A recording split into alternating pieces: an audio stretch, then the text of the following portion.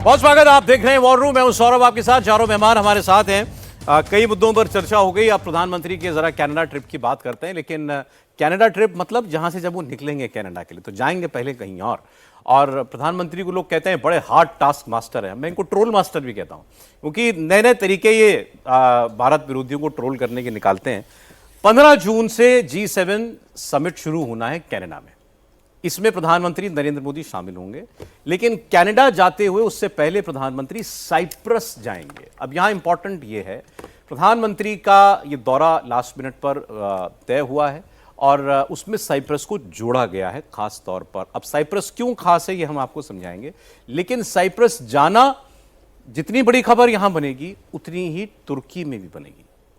प्रधानमंत्री मोदी तुर्की और पाकिस्तान इन दोनों को मैसेज देंगे जब वो साइप्रस जाएंगे।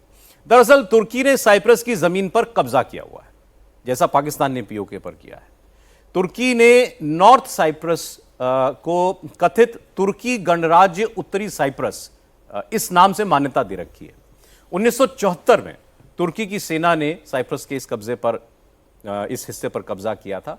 साइप्रस ने हमेशा से आतंकवाद और कश्मीर के मुद्दे पर भारत का समर्थन किया है। वहीं तुर्की ऑपरेशन सिंदूर के दौरान पाकिस्तान के साथ कैसे खड़ा था आप सब जानते हैं। उसके ड्रोन इस्तेमाल किए जा रहे थे। खबरें तो ये भी हैं कि उसके ड्रोन ऑपरेटर्स भी पाकिस्तान में थे उस वक्त। आपको बता दें कि साइप्रस यूरोपियन यूनियन का सदस्य है और अगले साल के पहले 6 महीनों के लिए यूरोपियन यूनियन काउंसिल की अध्यक्षता भी करेगा। कनाडा में G7 समिट में शामिल होने के बाद प्रधानमंत्री मोदी क्रोएशिया भी जाएंगे। मोदी के इस पूरे दौरे को भारत के एक बड़े कूटनीतिक कदम के तौर पर देखा जा रहा है। तो अब एक हिस्ट्री है साइप्रस और टर्की की, और साइप्रस में लंबे वक्त के बाद कोई भारत से जा रहा है तो ये कूटनीतिक अच्छा कदम माना जा रहा है। बाकी जनरल साहब और आपको इसके बारे में डिटेल में बता सकते हैं। रॉय साहब, देखिए, पहले से हम यही बात कहते आए हैं कि भारत की एक जो किसी समय में नॉन अलाइनमेंट वाली बात हुआ करती थी, ये बहुत ही एक अच्छा कदम है जिसको कि मैं समझता हूँ कि इसको काफ़ी पहले से डेवलप करके रखना चाहिए था। हम वहाँ गलती कर गए कि अगर फरवरी के महीने में अगर हम सोचें तो जो भूकंप आया था तुर्की में, उसके लिए हमने इतनी बड़ी मदद भेजी थी तुर्की को, और जवाब में उसने क्या किया, ड्रोन्स दिए पाकिस्तान को हमारे खिलाफ। ये जो अभी ऑप सिंदूर जो चला है, तो मुझे लगता है कि इससे ज़्यादा तीखा वार नहीं हो सकता। अच्छा, कि तुरंत उसके बाद अब जब प्रधानमंत्री इतने वहाँ पे जाए, ये मतलब बिल्कुल आपस में विरोधी हैं, दुश्मन साइप्रस और टर्की? बिल्कुल जानी दुश्मन है। अच्छा, जानी दुश्मन है। और उसके चलते ये जो कदम अब उठाया जा रहा है, अगर ये पहले से ही इसको डेवलप किया होता तो शायद ये और भी अच्छा फ़ायदे दे सकता था। लेकिन कोई बात नहीं, देर आए दुरुस्त आए। ये बिल्कुल सही कदम है और अच्छा कदम है, और जिस मौके पे उसको एक तरह से काउंटर चोट दी जा रही है तुर्की को, याद रखेगा वो इस बात। अच्छा, इसमें इसके अलावा जब हम बात करते हैं तुर्की के दुश्मनों की या विरोधियों की, अभी सर ने बताया जानी दुश्मन है साइप्रस और तुर्की आपस में। इसके अलावा ग्रीस है, अर्मेनिया है, इनके साथ भी। तुर्की का भी हाल कुछ चाइना जैसा है, इसके हर पड़ोसी के साथ झगड़े हैं हमने। ये देखो सौरभ, इसमें प्रॉब्लम क्या है कि आपको ग्रीस के साथ मिला के रखना है।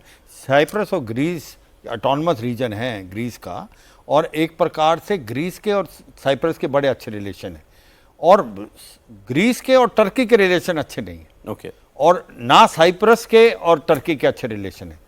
अब क्योंकि टर्की खुल के आ रखा है पाकिस्तान के सामने, और पाकिस्तान को उसने मदद दी है, ड्रोन भी दिए हैं, उसके बाद उसने और भी हथियार दिए हैं इसको। TB2 बरखेतार जो कामिकाजी ड्रोन है वो सारे के सारे इसने दिए हुए थे। दूसरी बात इंपॉर्टेंट चीज़ है, हमने ऑपरेशन 2 जैसे जनरल रॉय साहब बता रहे थे, मदद करने के बावजूद भी, तो अब बार बार ये बात आ रही थी जो डिप्लोमेट्स में, इसको काउंटर वेट किया जाए, ग्रीस के साथ ओपन करो आप फ्रंट, साइप्रस करो, कि जो कि दुखती हुई नब्ज है जो टर्की की, कि टर्की को आपको काउंटर करें। टर्की से आप बार बार दोस्ती करने की कोशिश करें और टर्की आपको जवाब उल्टा दे रहा है। तो ये जो साइप्रस और ग्रीस से अगर हम रिलेशनशिप बनाते हैं तो मुझे लगता है टर्की की एक नवज के ऊपर हाथ डालेंगे और आप देखना टर्की रिएक्ट करेगा। और ये सच्चाई है कि बहुत दिनों के बाद भारत के प्रधानमंत्री साइप्रस, और मुझे लगता है ग्रीस भी जाएंगे आने वाले टाइम में, और इसको बोलते हैं प्रो एक्टिव स्ट्रैटेजी। अब जो भारत की स्ट्रैटेजी है वो डिफेंसिव नहीं है, वो प्रोएक्टिव है। है। हम दिखाना चाहते हैं कि हम दोस्तों के साथ दोस्त हैं, और अगर कोई दुश्मनी करता है तो फिर हम दुश्मनी भी निभाना चाहते हैं। तो मुझे लगता है एक बहुत साफ सुथरा मैसेज है, और टर्की को लगेगा कि भाई अगर आप भारत के साथ अच्छे रिलेशन नहीं, तो भारत के पास भी ट्रम्प कार्ड हैं और भारत खेलेगा। तो मुझे लगता है एक मास्टर स्ट्रोक है, और ये आने वाली जो लगता है कि जिस प्रकार से आप फॉरेन पॉलिसी बनाते हैं, एक बहुत पॉजिटिव स्टेप होगा। और इसी प्रकार से कहीं ना कहीं आप देखना आने वाले टाइम में जिस प्रकार से अजरबैजान खुल के आया था पाकिस्तान के साथ, अजरबैजान और आर्मेनिया की लड़ाई हुई थी, और अजरबैजान की जीत का भी कारण हमें पता है कि टर्की और इजराइल के ड्रोन थे। मगर हम आर्मेनिया से आने वाले टाइम में रिलेशनशिप रखेंगे। हमने स्वाति रडार भी वहां दिया था, उसको हमने एक्सपोर्ट किया था। आप देखें अजरबैजान को भारत काउंटर करेगा 3 चीजों से। एक तो वहां का टूरिज्म बहुत जाता है भारत का, वहां उसको करेगा। एक हमारा 4.1 बिलियन डॉलर का ट्रेड है, उसमें कमी होगी बहुत ज्यादा। और तीसरा है आर्मेनिया के साथ हम खुल के आएंगे, जिससे अजरबैजान को प्रेशर आप मतलब दुश्मन है तो फिर दुश्मनी निभाओ। निभाओ। अब जरा अमेरिका की बात कर लें। अमेरिका में आपने देखा कि किस तरीके से विरोध प्रदर्शन हो रहे हैं, और ये सब ट्रंप ने जिस तरीके से अवैध प्रवासियों, जो इलीगल इमिग्रेंट्स हैं वहां पर, उनके ऊपर जिस तरीके का एक्शन किया है, उसकी वजह से शहर शहर आग लगी हुई है। एलए की तस्वीरें, लॉस एंजलिस की तस्वीरें आपने देखी थी, जहां बहुत सारी गाड़ियां जो हैं वो जला दी गई थी। इसमें 2 लोगों की मौत भी हुई। जो वहां के स्टोर्स थे वो लूट लिए गए। अब इस किस्म की वारदातें अमेरिका के अंदर हो रही हैं। इससे निपटने के लिए पहली बार अमेरिका में ऐसा हुआ कि किसी राज्य के अंदर नेशनल गार्ड्स भेजे गए, ऐसा, और वहां के गवर्नर की इजाजत के बगैर। ये पहली बार हुआ है। गवर्नर जो है वो दूसरी पार्टी का है, वो उसके खिलाफ थे कि यहां पर नेशनल गार्ड्स को भेजा जाए। नेशनल गार्ड मतलब वहां का नेशनल गार्ड, वहां की सीआरपीएफ जैसा आप लगा लीजिए, टेरिटोरियल आर्मी नहीं है, टेरिटोरियल जी। ये भी ठीक था। इसके बाद उन्होंने अपने मरीन्स भेज दिए वहां पर। मरीन मतलब सील्स को भेजा है वहां पर, जो आपके हार्डकोर मिलिट्री के लोग हैं, उनको भी वहां पर तैनात कर दिया है। हालात आप देख ही रहे हैं। लेकिन इसके बाद भी हालात सुधरने की बजाय बिगड़ते जा रहे हैं। सड़कों पर आगजनी हो रही है, हिंसा हो रही है। लॉस एंजलिस के डाउनटाउन इलाके हों, पुराने शहर में नाइट कर्फ्यू लगा दिया गया है, कर्फ्यू लगाना पड़ा। हजारों की तादाद में प्रोटेस्टर्स सड़कों पर ट्रंप एडमिनिस्ट्रेशन के खिलाफ नारेबाजी कर रहे हैं। पुलिस वालों और नेशनल गार्ड्स को वापस जाने की वार्निंग दे रहे हैं। उनके ऊपर टीयर गैस के गोले, रबर बुलेट्स का इस्तेमाल हो रहा है। लेकिन अमेरिका के immigration and customs enforcement agency के खिलाफ लोगों का गुस्सा कम नहीं हो रहा। अलग अलग शहरों में, New York, Chicago, Dallas, Austin, Texas, इन तमाम शहरों तक ये विरोध प्रदर्शन की आग जो है वो पहुंच चुकी है। और कुछ प्रदर्शनकारियों ने अमेरिका के झंडे जलाए भी हैं, मेक्सिको का झंडा लहराया है। और ट्रंप ने झंडा जलाने वालों को जानवर कहा है। मतलब ट्रंप भी इससे पीछे नहीं हटने वाले। तो या ये कोई एक आप अमेरिका के अंदर ये जो विरोध प्रदर्शनों का सिलसिला है, जनरल साहब, इसको आगे बढ़ता हुआ देख रहे हैं आप? ट्रंप इसको कुचलना चाहते हैं? देखिए, ट्रंप जब से दूसरी बार सत्ता में आए हैं और काफ़ी मेजॉरिटी से आए हैं, उन्हें ये लगता है कि मैं पूरे देश का शहंशाह हूँ और पूरी दुनिया का शहंशाह हूँ। और उन्होंने कई ऐसे निर्णय लिए हैं जो काफ़ी अनपॉपुलर हैं। ये इमिग्रेशन वाला लॉ जो है, उसके खिलाफ भी कोर्ट में काफ़ी एप्लीकेशंस जा चुकी हैं, और बीच में एक जज ने तो उसको स्टे भी लगा दिया था। लेकिन ये जो एजेंसीज़ हैं वो अभी बाज नहीं आ रही हैं और चल रहा है आगे।